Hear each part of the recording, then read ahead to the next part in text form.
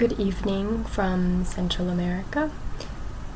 The intention of today's video is to simply be a voiceover for a final presentation for a synopsis of Ethnobotany.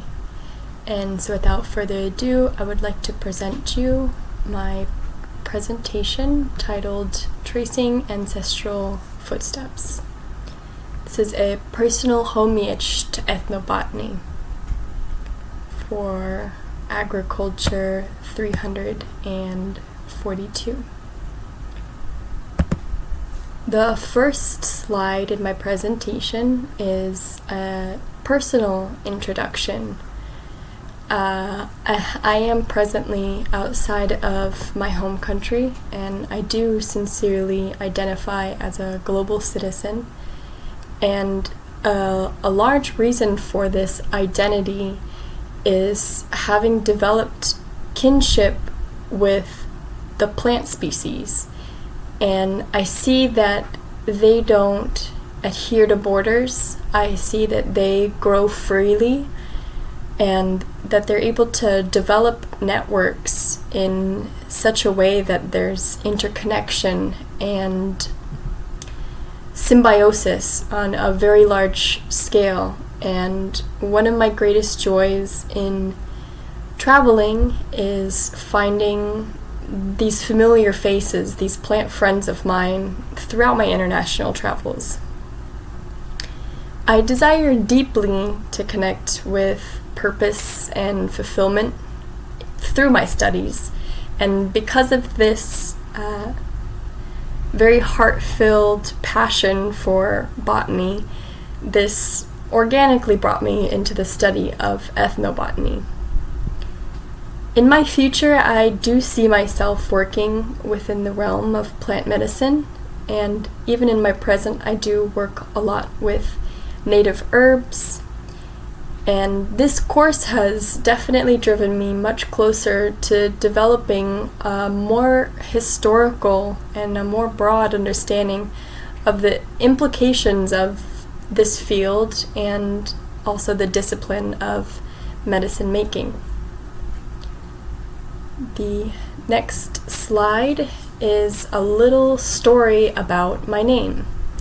My name is Ashley, which is evidently an English name, which was developed from the meaning of one who dwells in an open space, typically near an ash tree grove. My family name is Germanic. It's derived from lords who would manage local finances and often taxes. My last name is Amen. My name, to me, holds a lot of power to my identity. I definitely consider myself to be a very open individual, and I take pride in feeling that I am a space where community can be at ease around and with.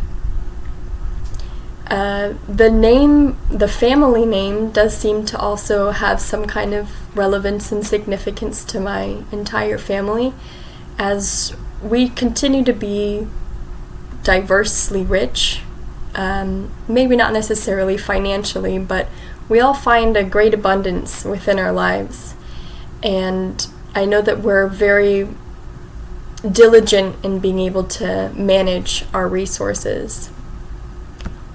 The next slide is a brief story of the immigration that my family has taken, as far as I know, which definitely is limited. On my mother's side, I know that my family goes relatively far back with the French migration, which went over to what is the present-day Louisiana. And I don't exactly know the time frame, but I know that my family has been in Louisiana for a very long time, and even today some of my cousins remain in Louisiana. On my father's side, they immigrated much more recently, from the USA, from Germany, during World War I. And this was my great-grandfather. Whenever he came over, he landed in the East Coast, and then they spent several years over there before eventually migrating inland towards Michigan. Both my grandfather as well as my great-grandfather enlisted in the Air Force to counter German forces in the war efforts. The next slide starts off with a pie chart, which actually I got from a German website that shows their estimation of the population of certain tree species. We can see here that the dominant ecosystems are forests, and these are primarily populated with spruce trees, oak trees, beech trees, as well as pine trees. There are several wetlands, including marshes and bogs, and as well as rivers and lake systems. Considering its proximity to the Baltic Sea, coastal ecosystems are also there. Modern-day Germany, I think this is very relevant to mention, is composed of 55% agro-ecosystems. So this means that the native species have been most likely eradicated and in their place have been taken over most likely by monocrop cultures. The next system continues with the northern Germany ecology with the dominant plants and animals of the region. I found a picture that shows the populations of animals in Northern Europe in general. However, my resources showed more of hares, red deer specifically, European badgers, as well as bird species such as buzzards and owls. And that was from Britannica. In the next slide, I start to go over some of the heritage culture of northern Germany. And this includes a lot of the solstice and equinox festivals that have been replaced for the most part in modern day America with an American tale, which is basically the equivalent, which I find to be very interesting. So this is going to be including what's traditionally considered Yule, which celebrates the winter solstice. And this is whenever the day is actually the shortest. So this is the longest night of the entire year, and the celebration is basically inviting and celebrating that the sun is coming back. Ostara, also known as the spring equinox, is the celebration of spring, which includes, some of these things are very similar to what's presently celebrated in the US. Activities traditionally included egg coloring and dyeing, as eggs were seen as symbols of new life, and also a symbol associated with Ostara was the rabbit, for their habits in reproduction and vitality. Beltane, or May Day, marks the blossom of spring, and this usually invokes or involves lighting large fires and dancing. Often if you see women in white dresses dancing around a large bonfire, this is most likely in celebration of Beltane. The next slide is a continuation of some of the heritage culture in northern Germany. Additionally, it was noted that midsummer, which is another solstice, is celebrated, and this is whenever people are celebrating now the longest day of the year, the shortest night, and this would usually include feasting and dancing. There was often harvest festivals, which were usually around the early autumn, often October, because our culture wanted to express gratitude for the bounty of the land, and often this would include some kind of sacrifice. Winter's Night is another celebration observed in the fall, which usually marked the end of the harvest season. This honored the ancestors and gave gratitude for the land. The next slide explains how, for the continuation of the project, I really wanted to delve more into my maternal side's heritage. And this was in order to better understand the more historical impact of U.S. colonization, in order to give me the tools to more actively support indigenous cultures and be able to better contribute to efforts in order to strengthen cultural diversity and compassion within society. As my German ancestry more recently came over here, I really wanted to explore the roots of colonialism. And my mother's side, in southern modern-day Louisiana, settled into indigenous territory of what is called the Chitimacha people.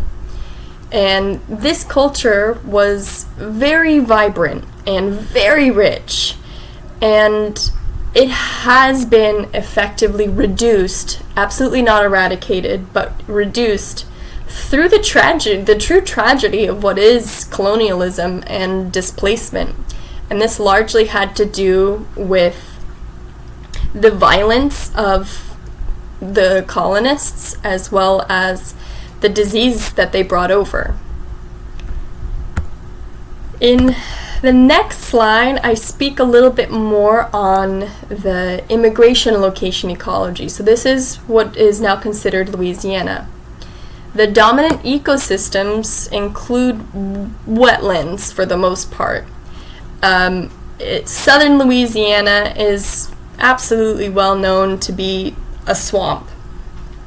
The wetlands are definitely the dominant ecosystem and play a very big crucial role in the region's ecology. Forests as well are found in this region, but it's more cypress, swamp forests. So cypresses are those big trees you'll see growing out of bogs and marshes. And these kind of trees have just adapted to being constantly waterlogged. Additionally, there are marshes, which is going to be a more coastal ecosystem in southern Louisiana. The next slide is a continuation of location ecology. The image I included are the cypress trees. They bring up what's called little cypress knees. I wanted to include an image of this just because I remember fondly whenever I used to visit my grandfather in Louisiana, seeing these roots that pop up through the land, and they basically did this as an evolutionary tactic for survival in these brackish conditions. My grandfather used to always tell me that they were fairy houses, so they have a special place in my heart. So again, I wanted to focus a little bit more on the present day Atchafalaya Basin, where the key ecosystems are going to be the cypress swamps, the forests, and wetlands. And so the features of these kind of ecosystems are going to be bayou, swamps, marshes, and Atchafalaya River. The next slide is a continuation of an explanation of the immigration location ecology in what is now modern Louisiana. very prevalently so. Whenever you go into the south in general, you'll see beautiful Spanish moss that just drapes absolutely all of the trees, and it's a really beautiful and kind of eerie phenomenon to witness. So the dominant vegetation, again, are going to be cypress trees, just because of their ability to withstand the environment, as well as tupelo gum trees. The wildlife habitat supports diverse flora and fauna, as well as a plethora of bird species, amphibians, and obviously aquatic life. The wetlands have and always have been breeding grounds for fish. And this continues to be a very important part of the economy and the abundance of this particular region.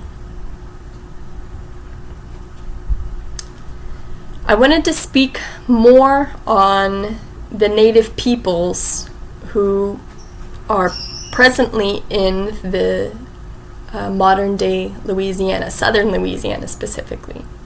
This is the Chitimaca tribe. And the Chitimaca tribe is very well known for an incredibly unique language, which doesn't closely relate to even its nearest neighbors. The Chitimaca have a very rich and very ancient history, and their ancestral lands range from the Mississippi River Delta over to the Louisiana southern region. And this dates back for thousands of years.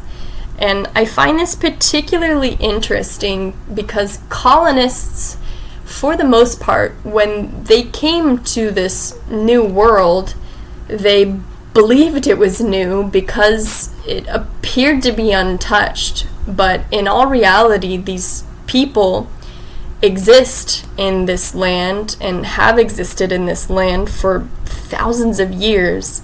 And yet the appearance of its purity and novelty is purely due to their stewardship of the land and the absolute care that they took in fostering a healthy environment for the plants, the animals, because they realized that this was an extension of their own well-being.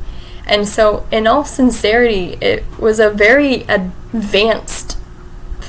minimally advanced philosophically, if nothing else, but in all truth, it was a very advanced society. The Chitimaca were and are it's very interesting how organic it seems to speak of these people as if they're relics. And so I do want to acknowledge that and pardon myself for that. The education we've received is very much one-sided. I'm very grateful to have taken this course.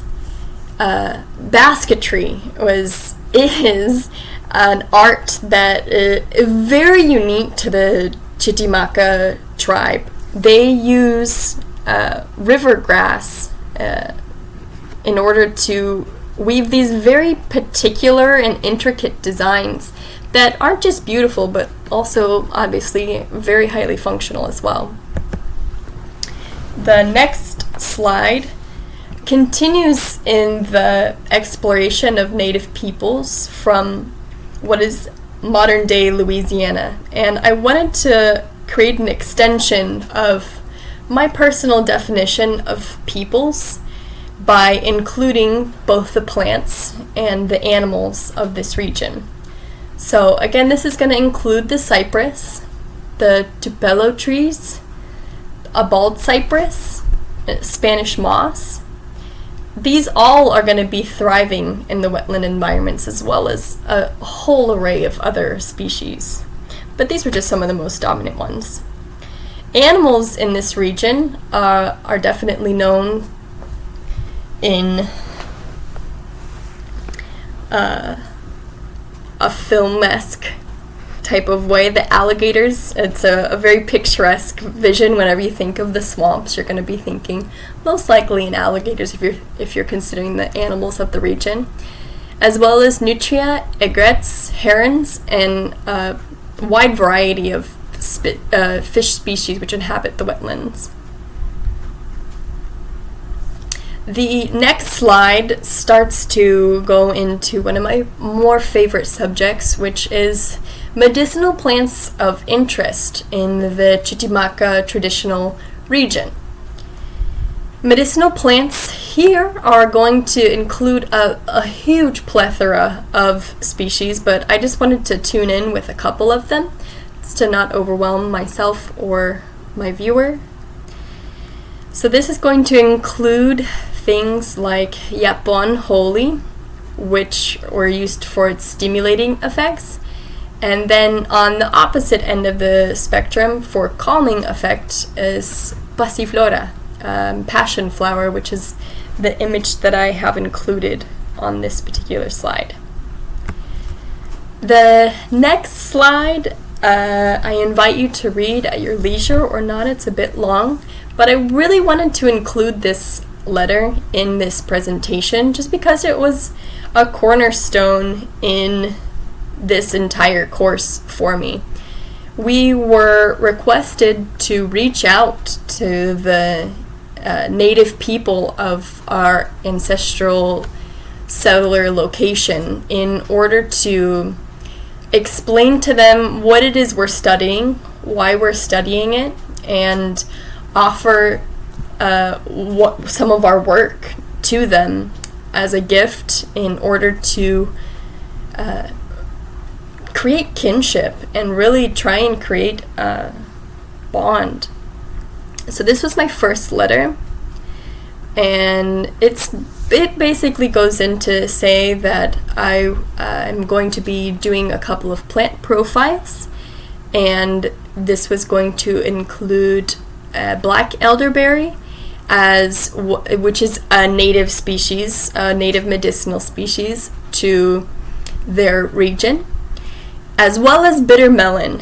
And bitter melon I wanted to include because it is an invasive species, but it's currently thriving in that area. And while invasive, it is medicinal, and I just wanted to create this connection between understanding that there can be medicine even in things that are invasive, and just kind of symbolize the idea that I recognize that my family was invasive to their region, and it with a prayer that we could somehow be medicine through bond and kinship.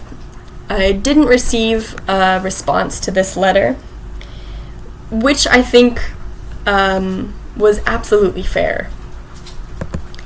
The next letter was similar, but I wanted to include some of the work that we were reading, which at the time was the Indigenous Peoples' History of the United States, which was an absolutely eye-opening text. And I included one of my favorite quotes, which I'll share with you, which is, North America in 1492 was not a virgin wilderness, but a network of indigenous nations, people of corn. And this really challenges the narrative that we're taught. And I mean, if you could tell by the context of even my speech, we're definitely drilled into the idea that the Columbus discovered this new world, and then only whenever we become high schoolers do we learn the darker truth of U.S. history. So I found, I again just wanted to offer the plant profiles and mention that it's a possibility my previous letter may have not reached them, and I just wanted to ensure that they did get correspondence from me. I'm presently not at the same address, however I have been in tune with the people there and I haven't gotten any letters back. And the very next slide is a little description explaining my writing to the Chirimaca people. I submitted this letter before sending it. I submitted it into my course, and I was just reviewing what I had written, and I realized how much I struggled with the subject at first, and in general, and internally especially. I think I'm relatively articulate whenever I am writing, but internally it was really a struggle for me to come forth and express that my family had invaded their land, and that experience was very heavy. But I realized that maybe projecting that discomfort, I had completely failed to mention that my family had invaded their land. And because I had failed to mention this, it had sounded like I was suggesting my heritage was indigenous in the Chirimaca Nation, which is absolutely not the case and was absolutely missing the entire point of the assignment. And so I had to rewrite it in order to actually complete the task. And again, I didn't receive any response, and just considering what a challenge it was to articulate myself honestly, I absolutely understand why they wouldn't respond or haven't responded, but I do remain hopeful that I'll be able to connect with them in some way. The next slide is a brief exploration and explanation of ethnobotany as I understand it, and I am definitely a layperson to this subject, and I really look forward to delving into it more throughout my career. The next slide is a summary of the message of an Indigenous people's history of the United States by Roxanne Dunbar Ortiz. And this book was combative, to say the absolute least, with absolute reverence. I have so much respect for this author and just the brutal honesty that was laid out in this text.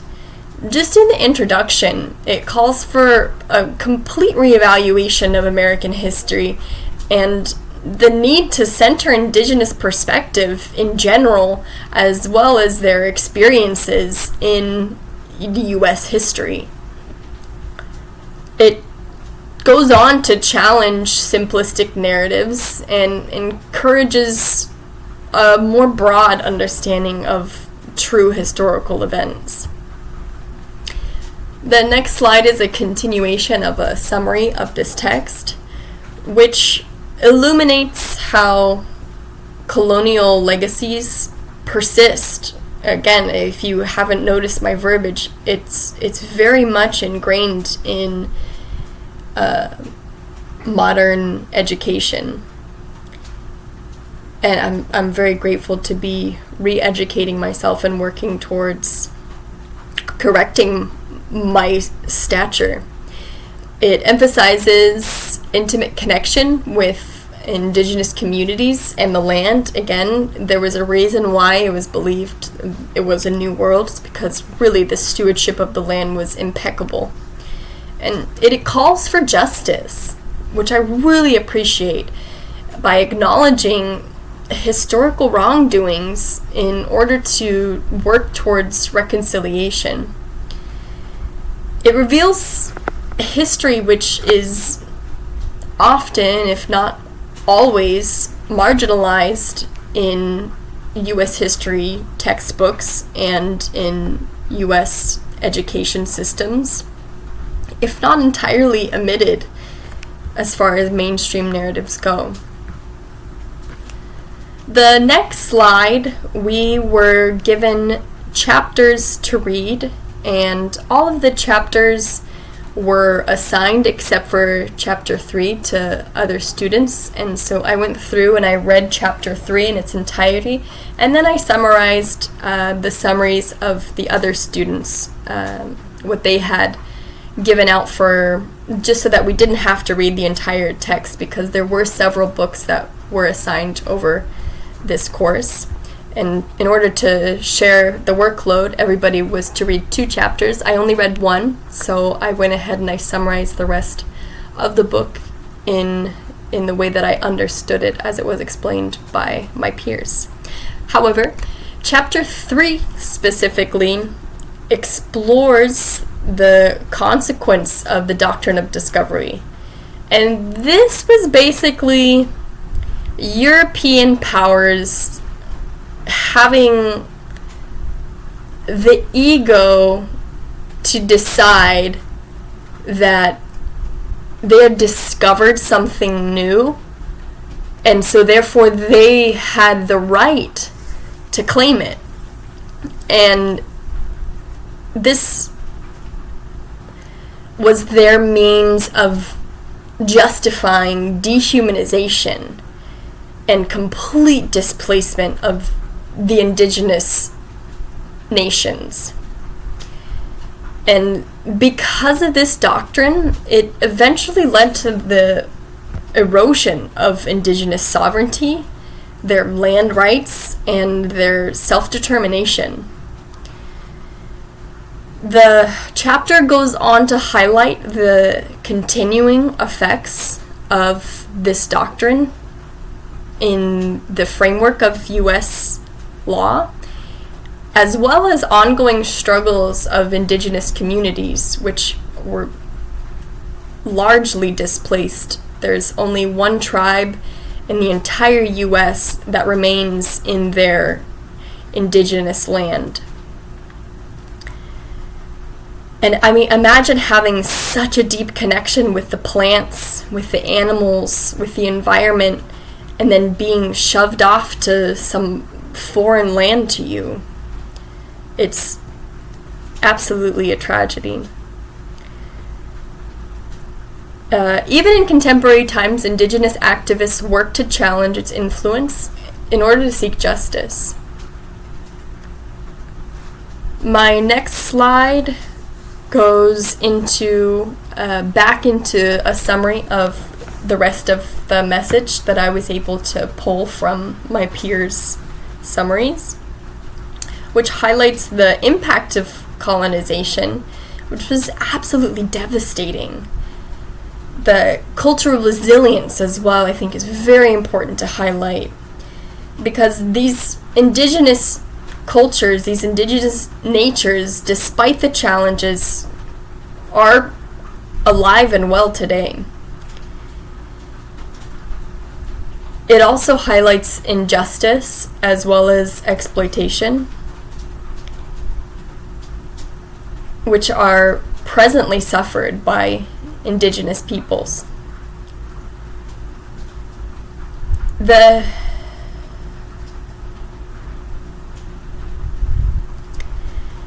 conclusion emphasizes the importance of acknowledging indigenous resistance, resilience, and the ongoing struggles they face. It calls for a future that respects Native sovereignty as well as their rights, and highlights the resilience of indigenous communities throughout history. A couple of personal reflections that I took on this particular text, An Indigenous Peoples' History of the United States, was reckoning with uncomfortable truths. The book forced me to confront uncomfortable truths about the history of colonization and its impact on Indigenous peoples. It's the necessary discomfort that fuels a commitment to acknowledging and addressing historical injustice. And this fuel is what we use in order to channel ourselves into betterment. And really this fuel was what helped me get through writing to the indigenous tribe of the Chirimaca Nation. The next slide goes into another reflection, which was a profound perspective shift. Although I had been educated to some degree on the falsehood of the U.S. historical narrative, reading Ortiz's work was absolutely transformative. I really appreciate the way that the conventional narrative was challenged and offers a shift in this narrative, a very firm foundation, a very historically accurate foundation to shift this narrative in absolute righteousness and in the name of justice. And it's also a reminder of the importance of diversity whenever we shape our understanding of historical events. We can't just pull from one source or another. Another reflection that I took from this text was empowerment through correct knowledge.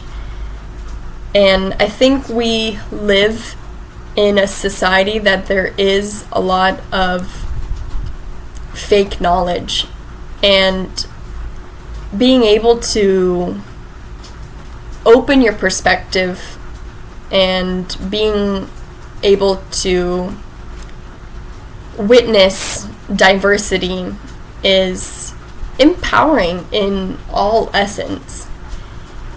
This particular author empowers the reader by offering a comprehensive truth, which is generally not told in a classroom setting. It also underscores the significance of historical awareness, and as well as the challenges of understanding the truth behind history. I again included my favorite quote from this book, which was, "North America in 1492 was not a virgin wilderness, but a network of indigenous nations, people of the corn." The next slide goes on to describe my personal meaning of community herbalism. And to me, community herbalism is cultural connection. It's a way to understand how cultures can globally interact and use plants. It's a connection to traditional knowledge in order to gain insight for medicine, food, and practices. It's also a reason to be more environmentally friendly as well as aware, in order to maintain the very delicate balance between human activities and the plant world. The next slide continues giving personal meaning to the idea of community herbalism, which it extends well-being of myself to the well-being of the environment. We are truly impacted by the environment which we find ourselves within, and being able to tap into the well-being of the earth around us is a source of vitality for the self. It's also a source of a holistic perspective, which is acknowledging the interconnectedness of the natural world. it's a source of cultural diversity, which stands out to appreciate the different applications of the same thing. If you go to different countries, oftentimes you'll see different people using the same plant for completely different reasons, and it's really an enlightening experience. And it's also a source of inspiration for environmental stewardship, because it helps to foster a sense of responsibility for personal impact on the environment. In the next slide, I included the video that we were assigned to make, which shows us developing some kind of medicine. I really wanted to do something simple, just to give the example that medicine making is not complicated. It's as easy as pouring yourself a cup of tea. The slide next to this is describing a little bit more in depth what exactly I did for this medicine making plan, just in case you're not able to watch that video. It's basically just this is the very traditional way of pouring yerba mate tea. Usually you'll use a gourd which has been cured in the sun, and usually the gourd is going to be wrapped traditionally it's wrapped in leather, and these were things, both the gourd and the leather were things that could be found on a traditional campo in Argentina in South America.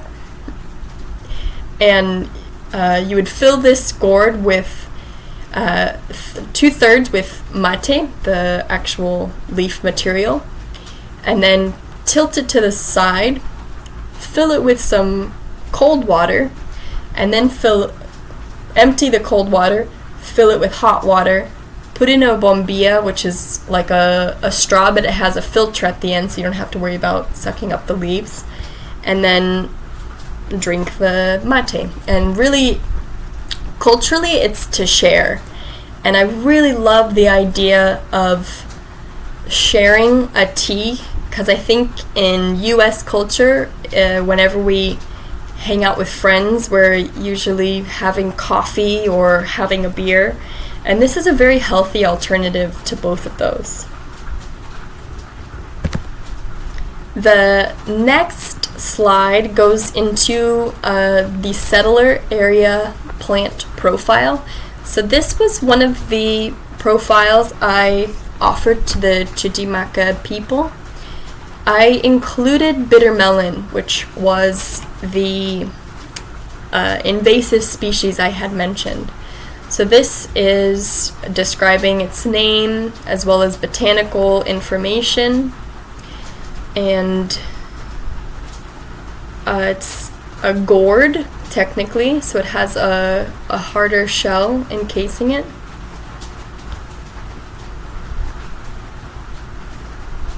The next slide is a continuation of this plant profile that starts to show the ecological as well as horticultural information.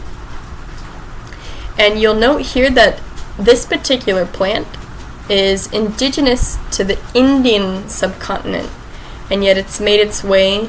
It can be found in Central America as well, but it has found its way into the traditional Chitimaca region. The next slide, I included a botanical illustration of bitter melon and included its medicinal information as well as some cautions that need to be observed if utilizing this plant. Ayurvedically speaking, the bitter melon, as its name describes, is very bitter, and so this counteracts sweetness and the quality of sweet, and so because of this, it's indicated in managing diabetes. The next slide includes my own poor version of a botanical illustration. I don't have access to very many colors, unfortunately, but I did my best to include my own plant drawing, as well as the access and use of it, food information, and a little bit of cultural information I found of interest. The next slide is an introduction to an absolutely elegant soul named Robin Wall Kimmerer. She is a citizen of the Potawatomi Nation, and her contributions in ethnobotany really have impacted my own inspiration and aspiration for reciprocity. The next slide goes to summarize the message of her text, Braiding Sweetgrass. And I cried several times reading this book. It is so touching and beautiful and heartbreaking. She explores very deep ecological connections between the natural world and the human world, as if those are separate. But she really just delves into our inseparable interconnection. She pulls so much wisdom from indigenous cultures, diverse indigenous cultures, and offers so many alternative perspectives to the modern narrative that's often given.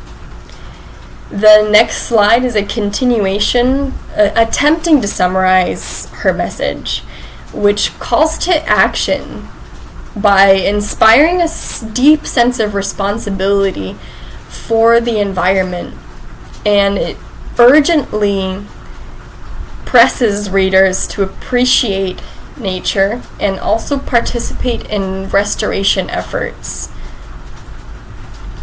It highlights cultural resilience of indigenous cultures and prompts reflection on the importance of preserving and respecting diverse cultural perspectives.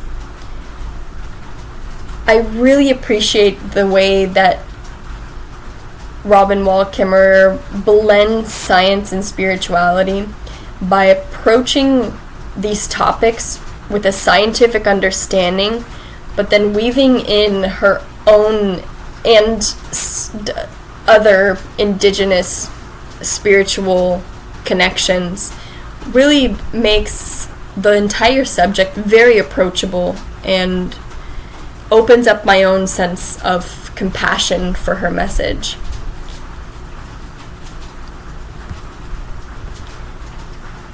The next slide is a description of personal reflections on braiding sweetgrass, which in all summary is gratitude.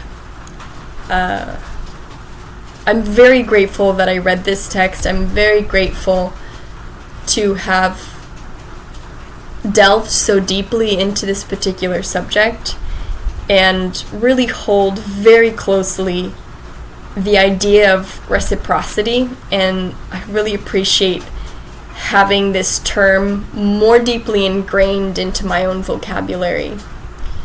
This whole idea became really just a guiding principle of the entire text, and it really made me wonder how my actions do or do not contribute to a sense of reciprocity existing between humans and the earth.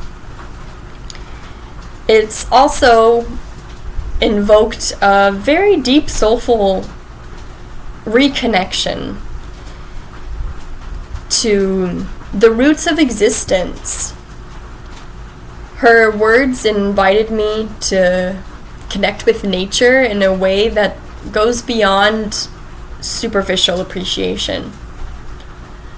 I listened to the audiobook, and so I don't have a page number to reference this particular quote.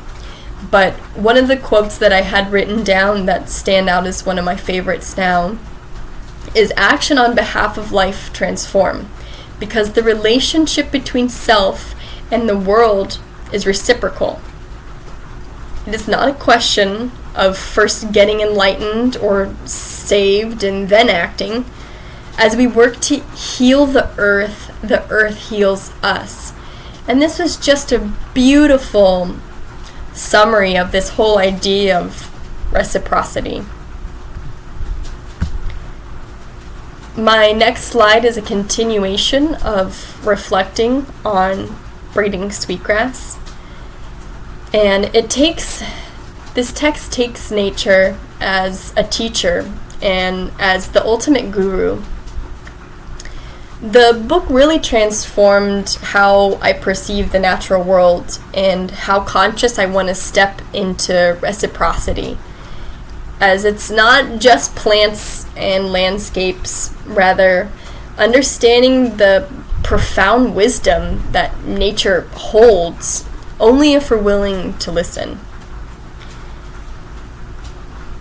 I felt culturally nourished by reading this text, as Kimmerer's storytelling is a beautiful bouquet of cultural nourishment. Through her words, I was able to savor personally the richness of indigenous wisdom, which is something I sincerely hold deep reverence and respect to. Braiding sweetgrass also stirred a sense of ecological citizenship within me, with the highlighting the fact that it's not just about being an admirer of nature, but recognizing that we are a part of nature and being actively participating in our own well-being organically and spontaneously means that we're participating in the well-being of the planet.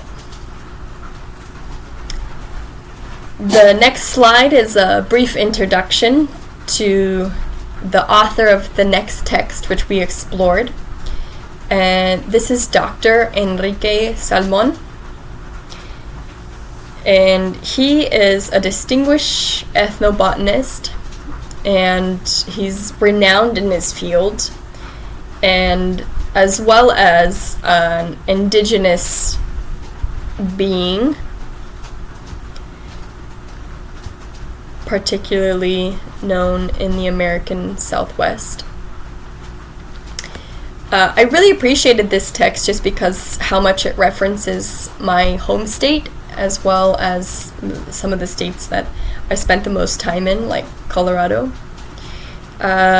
His advocacy emphasizes the importance of indigenous plant wisdom in cultural preservation, spirituality, and sustainable relationships with the environment.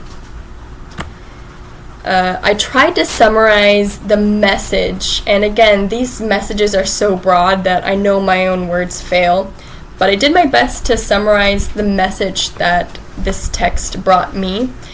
The text itself has a bunch of different plant species and their indigenous uses and applications, but far beyond that, there was just messages of preserving heritage and deep interconnectedness.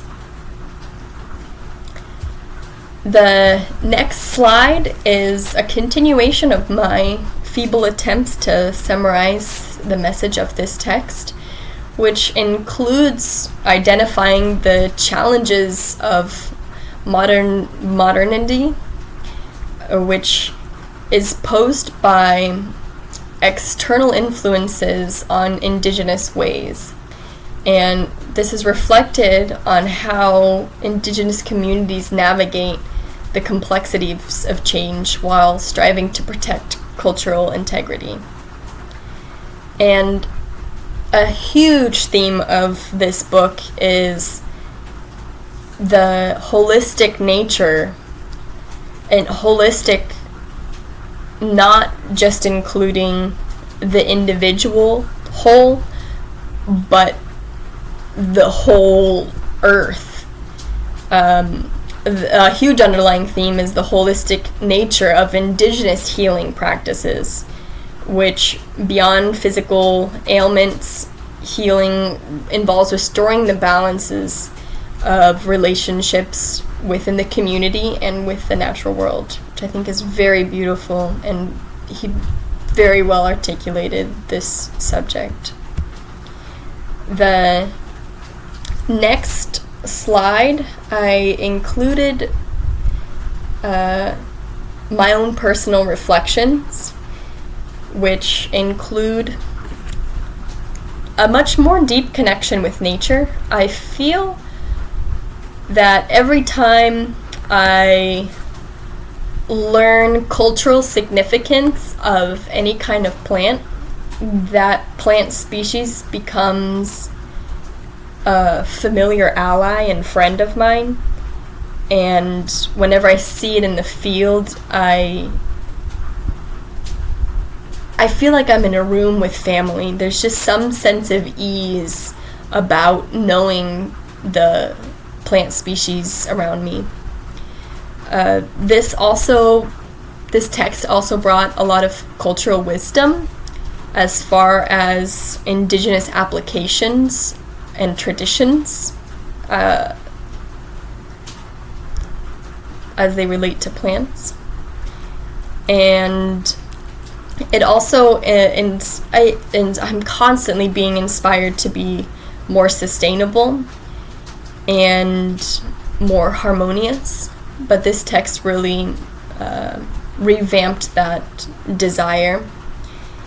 It brought a lot of spiritual reflections. All of these texts have been very deeply reflective of my own spiritual nature, and they all bring me to reflect on the sacredness of land and how much it impacts our well-being.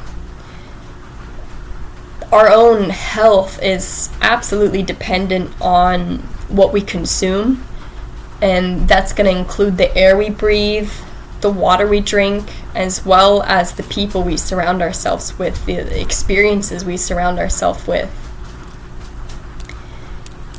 It also brought me to reflect on, again, the cultural resilience. This text is by an indigenous individual, and it's about indigenous communities. And by writing these kinds of text, they're effectively solidifying this wisdom, and in their typical way, sharing it with the world and asking very little in return. I'm including my favorite snippet that I took, which is on page 72, which says, "Corn is mother." And I think this is really beautiful, just given the implications of corn. Corn is a species, according to this text, that wouldn't be able to survive on its own. It's something that humans have developed into what it is now. And as it is now, without being carefully given love and attention, corn wouldn't exist. And I think that's really beautiful to consider reciprocity. As a mother gives and is nourishing, so too she needs the support and love of her child. The next slide is my one of my journal entries. I really appreciate journaling. I really enjoy going back and reading my journal entries. These particular ones that I included were just unfortunately on loose sheets of paper, as I didn't have access to my journal at the time. This particular day, I was in the Sonoran Desert, and everything I could experience was just the scorching heat of the Sonoran Desert, as you could see from what I wrote. The next journal entry, I found myself still in the Sonoran Desert. I captured a lot of greenery in my illustration. Was fortunate enough to have borrowed some of my nephew's crayons, which was generally lacking in beige tones, but most of the desert is very neutral in color, and looking out, it doesn't actually seem as green as I have drawn here. Everything, it was the middle of the summer, or the end of the summer, and everything was just scorched and burned and dry, and this sensation even resonated within myself. I was probably experiencing dehydration. The next slide goes into the personal significance journaling has for me. It's always been a way for me to mark the present, and for me to be able to go back to the concretized lesson of that specific moment. For me, my journal is an absolute treasure, and every time I go back and reread any of my entries, it offers profound insight and guidance as to patterns I want to repeat and not. The next slide goes into an explanation of what rooting our relationship with plants means for me personally. And I think it's important that we include in this idea colonization as well as decolonization, because colonization has effectively disrupted ecological indigenous knowledge and severed reciprocal ties with nature. And in order to decolonize, this is going to look like reclaiming and revitalizing indigenous plant knowledge, as again, these people were in U.S. lands for thousands of years and steward the land as if it was an extension of themselves with absolute utmost care. And the modern example is brazenly opposite to this stewardship. I also think it's very important that we include reciprocity, which emphasizes mutualistic relationships, symbiosis. It focuses on not just what you can take, but absolutely giving back. And this is going to look like caring for ecosystems and also recognizing intrinsic value of all of the peoples around us, which extends to our plant brothers and our animal sisters. In a continuation of explaining what rooting our relationship with plants means to me, I found this plant people image I wanted to include. I thought that was really nice. And I wanted to also highlight relationality, which is recognizing plants as beings, whether or not they are more simple than us is absolutely a matter of debate. Speak to a botanist and they'll tell you how incredibly complicated they are. I also think this is going to work to acknowledge intrinsic value of plant life, as well as comprehending and applying wisdom to our interconnectedness with the natural world, our oneness with the natural world. And it's also going to recognize the relationship between well-being on an individual scale, on a community scale, and on a global scale. And in summary, what this means to me is breaking free from colonial mindsets. And if you look at any nation which has broken free from its colonial ambushing, there are always traces of colonialism. But reintegrating indigenous practice and opening dialogue to indigenous wisdom is absolutely crucial in order to be able to break free from this mindset. This is also going to look like fostering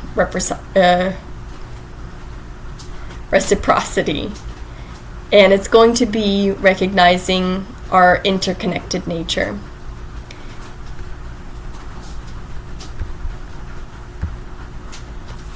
The next slide is drawing connections between Ethnobotany to Maharishi wisdom.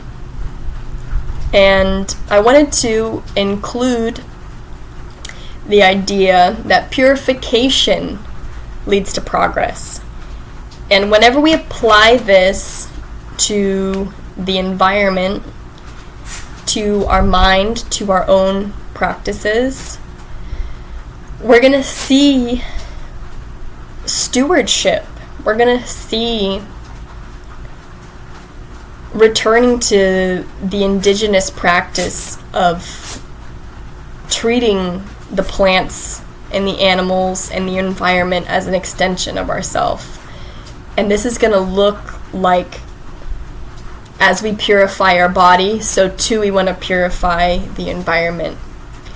And I think that in the culturally toxic modern capitalistic paradigm we presently predominantly find ourselves in, so too the environment is toxifying itself. I think that the globe is a much bigger body and can sustain much more toxin than an individual body, but so too it's receiving toxification through our own actions. The next point is how in the science and technology of consciousness, purification involves refining the mind's processes of drawing and giving life energy in order to lead more enlightened physiological experiences. The connection back to the Three Sisters gardening technique reflects interdependence and harmony, which can be akin to purification, as we rely on pure intentions whenever we really want to have harmonious relationships. And this also stands for more broad social as well as environmental justice, which is going to be applied back to purification leading to progress. My The next slide is my personal highlights of this course. The chapter 13 of Braiding Sweetgrass emphasizes interdependence as well as harmony, and highlights the importance of biodiversity through the example of the three sisters, which is corn, beans, and squash. And it's just incredible to me that indigenous people, without technology, without a broad understanding of chemistry, were able to deduce from patience and observation alone that these three species harmonize beautifully within any kind of ecosystem. So this is just an absolutely beautiful example of indigenous wisdom. I again included my favorite quote from Indigenous Peoples' History of the United States, which really just sticks out to me, just because of the narrative. And I'm so grateful that we've changed Columbus Day into Indigenous Peoples Day. But just because of that narrative of Columbus coming and discovering a new world, this absolutely speaks truth. And I think the truth itself just has a very powerful effect. I really appreciated Iguara by Enrique Salmon, just because I love having references for medicinal applications. And I also just wanted to highlight the general importance of ethnobotany for myself and for restructuring my own education in a very foundational way. The next slide describes my intentions going forward, and I'm presently studying Ayurveda, and I really believe it's very important to expand cultural understanding in order to avoid appropriation, in order to authentically apply traditional knowledge through an ethical means. The next slide is a general bibliography, and my last slide is a plant profile bibliography. I really appreciate your time in listening to this, and I hope you have an absolute blessed afternoon, evening, whatever it may be.